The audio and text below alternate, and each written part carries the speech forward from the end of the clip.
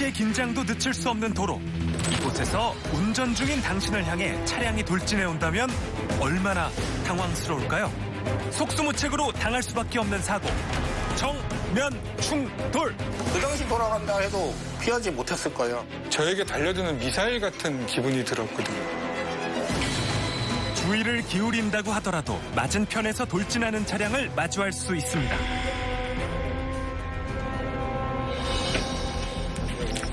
지은택 씨는 본인이 이런 사고를 겪으리라고는 생각조차 해본 적이 없었다는데요.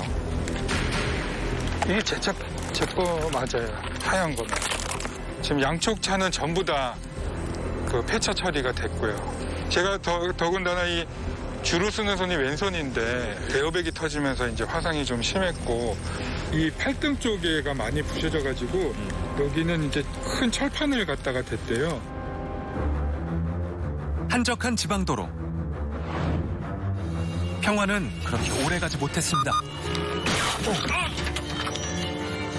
곡선 구간에서 나타난 차량이 제보자 차량을 그대로 들이받고 만 겁니다.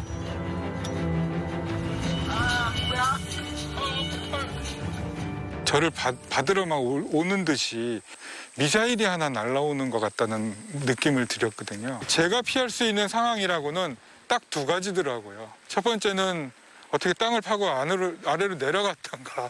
두 번째는 정지한 차를 후진을 해가지고 피할 수 있는 상황. 그거밖에 없었기 때문에. 고개를 하듯 가드레일에 닿을 듯 말 듯 아슬아슬하게 주행한 상대방. 결국 두 차량 모두 폐차를 해야 할 만큼 피해가 상당했습니다. 상대방이 달려왔던 방향. 그곳에는 운전자들에게 주의를 알리는 표지판이 여럿 눈에 띕니다. 자, 그런데도 상대방은 이를 발견하지 못한 걸까요?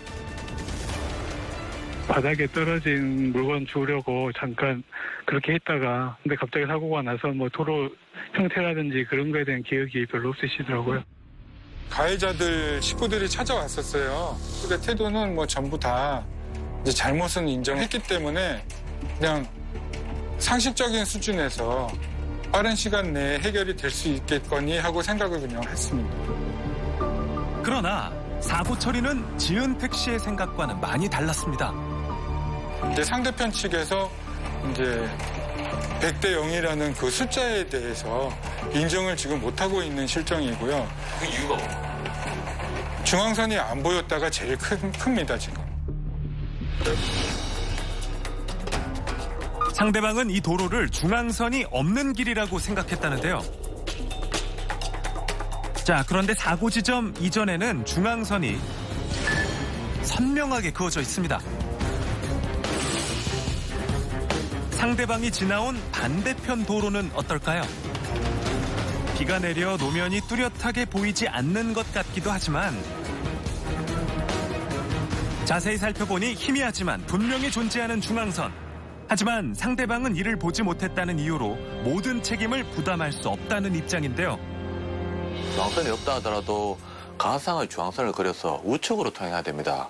이번 사건 같은 경우에 제보자 차량 속도 빠르지 않습니다. 또 상대 차량 확인하고 멈추고 피할 공간도 없고요. 우측 통행 방법을 위반해서 그대로 제보자 차량을 충격한 상대 차량의 중앙선 침범 과실이 이번 사고의 결정적 원인입니다. 상대 차량 과실 100%, 제보자 무과실로 평가됩니다. 가상의 중앙선을 적용할 수 없는 좁은 도로에서는 어떨까요? 내려오세요. 굽이진 산길을 따라가던 길이었습니다. 그런데 그때 정면에서 트럭 한 대가 그대로 충돌하고 맙니다. 천천히 오시지. 앞부분을 봤을 때 바로 그 브레이크를 밟았는데 상대방 차가 그냥 이렇게 계속 오면서 속도가 있었나 봐요. 설마 박나? 쓰겠지? 하는 순간 미끄러지면서 콩 하시고 양방향 통행이 가능한 도로였지만 좁아서 제보자가 할 수 있었던 선택은 멈춰서는 것뿐이었습니다. 하지만 속도를 이기지 못한 트럭은 그러지 못했죠. 이곳은 마주오는 차량을 확인하기 어려운 급커브 구간입니다. 상대가 빈 공간에서 잠깐 멈춰 섰다면 사고는 일어나지 않았을 겁니다. 그냥 병원에 안 가고 백대빵으로 처리하자, 뇌물로만. 이런 생각을 가지고 있었습니다. 근데 보험사 측에서는 그렇게 얘기를 하더라고요. 5대5부터 시작한다고 해서 깜짝 놀랐어요. 5대5가 이게 무슨 말이 되냐. 다시 전화 오더니 6대4까지. 6대4는 더 이상 안 된다고 얘기를 하시는 거예요. 산길 같은 경우에는 차량 2대가 지나갈 수 없고 제보자 차량이 멈춘 곳이 어떤 교통법규를 위반한 부분이 아닙니다. 상대 차량이 전방주시 태만으로 충돌했기 때문에 상대 차량의 전적인 과실로 발생된 사고입니다. 하지만 분쟁심의위원회에서도 제보자에게 40%의 과실이 있다고 판단했는데요. 이를 납득하지 못해서 현재 2차 과실 판단을 기다리고 있습니다. 분심의 결과가 납득되지 않는다면 소송을 하는 방법이 있습니다. 이때 재판에 직접 참석하는 보조 참가 제도가 있는데요. 법원 전자소송 홈페이지에서 보조 참가 신청서를 클릭한 후 참가 취지 등 관련 내용을 작성한 후 제출하면 됩니다. 이후 블랙박스 영상과 함께 직접 사고 경위를 설명하면 억울한 피해를 막을 수 있겠죠? 어스름한 새벽, 천천히 목적지를 향해 가던 중 마주오는 차량과 부딪히는 접촉사고가 발생했습니다. 이 차가 갑자기 왜 이쪽으로 오지? 깜빡이를 킨 상대 차를 보고 이제 당황을 한 거죠. 그래서 차라리 그냥 서야 되겠다. 제 차가 섰음에도 불구하고 계속 돌진해서 오는 상황이었죠. 승용차 한 대가 1차로에서부터 3차로까지 차로 변경을 하면서 정면으로 충돌한 건데요. 자, 그런데 제보자의 위치가 좀 이상합니다. 반대 방향으로 도로에 진입한 건데요. 자, 그런데 이곳에서의 역주행은 그다지 놀라운 일이 아니었습니다. 자, 사고가 났는데도 역주행하는 차들이 끊이질 않는데요. 이들이 향하는 곳은 인근 건설 현장의 주차장입니다. 낮에는 별다를 게 없는 평범한 도로인데요.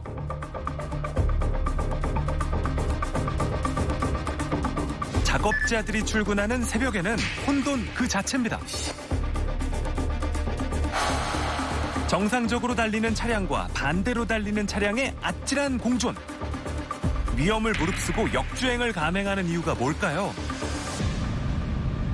너무 잘못된 일이라는 걸 알지만 이쪽으로 가면 지름길인 거죠. 그 주차장에 대기 위해서 저 말고도 다른 차들이 너무 많은 거예요. 늦게 가면 차를 댈 수가 없거든요. 주차장을 들어가기 위해서는 그쪽으로 쭉 들어가다 보면 유턴을 하는 길이 있어요. 네, 마음이 급해서 진입을 해서 들어갔어요. 찰나의 방심이라도 책임은 작지 않습니다. 역주행을 하면 100%라는 그런 얘기가 있기 때문에 그냥 너무 힘들었죠. 상대 운전자분은 사고 후에 병원에 가서 입원을 하셨고요. 두 분 다. 상대차 역시 미리 정지했더라면 병원에 갈 일은 없었을 텐데 아쉬움이 남습니다. 역주행을 한 차가 100% 과실을 묻는 게 통상적이에요. 근데 역주행하고 있는 차가 상대방 차량을 발견하자마자 그 자리에서 멈추어 섰거든요. 상대방 차량이 이 제보차를 충분히 발견할 수 있는 상황이었고 그렇기 때문에 그렇게 멈추어 선 차를 박은 상대방 차량에게도 일부 과실을 물을 수가 있게 되는 거예요. 7,892건. 작년 한 해 차와 차가 맞부딪힌 정면 충돌 사고 건수입니다. 13,000여 명 가까이 부상을 당했는데요. 일단 정면 충돌 사고가 나면 안전벨트와 에어백 같은 안전장치로도 충분하지가 않습니다. 안타깝게도 지난 3년간 600명이 넘게 귀한 생명을 잃었으니까 말이죠. 도로에서 일어나는 수많은 사고들, 대부분은 애초에 막을 수 있었습니다. 조금만 더 주의를 기울였더라면 일어나지 않았을 사고, 특히 비가 내릴 때 방심을 했다간 큰일을 겪게 되기도 합니다.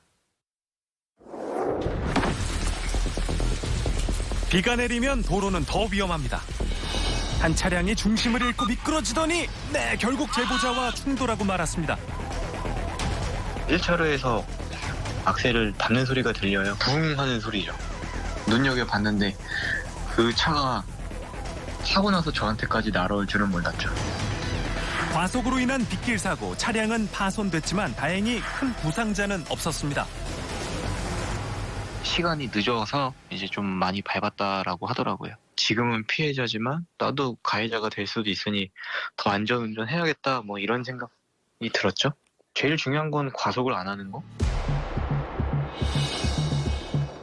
빗길에서 미끄러지지 않기 위해 비가 내릴 때는 20% 감속하고 폭우가 내릴 때는 절반 가까이 속도를 줄여야 하죠.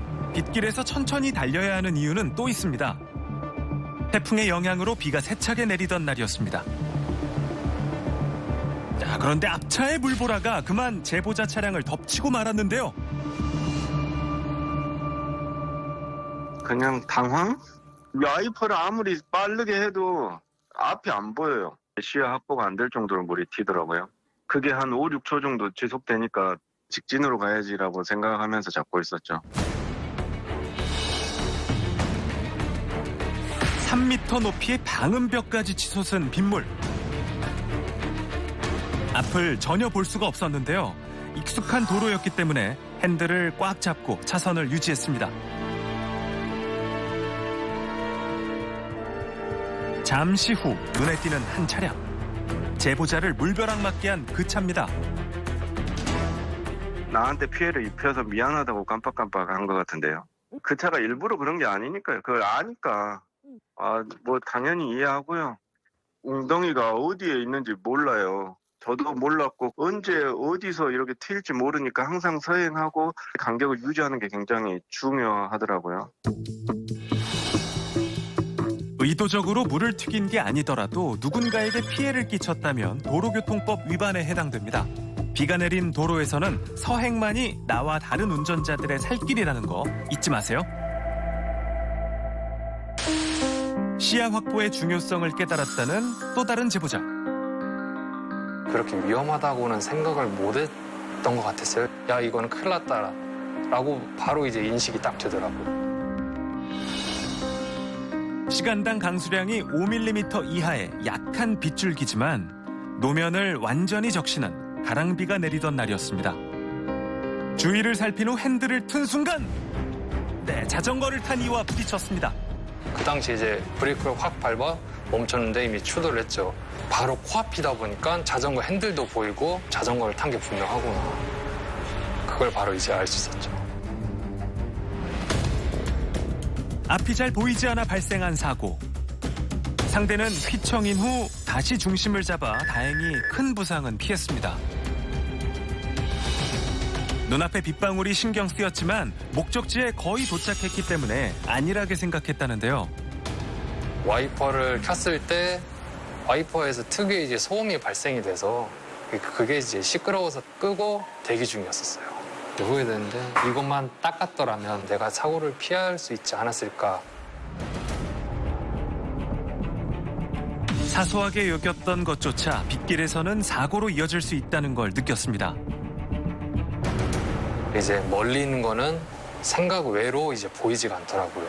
빗방울이 이제 약하게 맺히더라도 이거를 우습게 보면 안 되겠구나.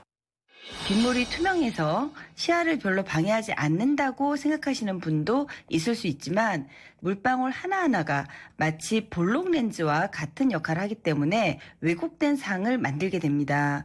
또한 사실상 멀리 있는 물체는 작은 크기로 보이기 때문에 물방울이 조금만 맺혀도 빨리 인식되지 않을 수 있습니다.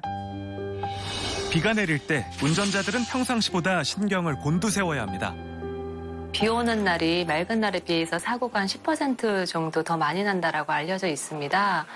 비가 오게 되면 창문 앞에 차는 습기, 그리고 유막으로 인한 그 와이퍼를 작동했을 때 깨끗하게 되지 않는 현상들, 그리고 물 웅덩이에서 튀는 물튀김 현상 때문에 시야를 확보를 하는 게 굉장히 어려워지는데요. 가장 많이 어려움을 겪고 있는 게 아마 그 습기일 겁니다. 운전자의 시야를 방해하는 차량 내부의 김서림, 참 큰 문제입니다.